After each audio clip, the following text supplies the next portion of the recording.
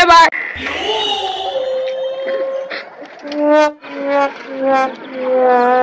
কি ভাই গাড়ি বেচবেন নাকি? হ্যাঁ গাড়ি বেচবো ভাই, গাড়ি ভালো গাড়ি, একের গাড়ি, এক চার্জের গাড়ি।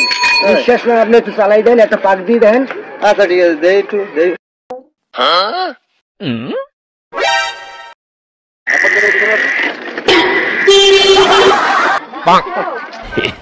সেই যে গেল, কোন দিক গেল, এখনো তো আসলো না। কি যে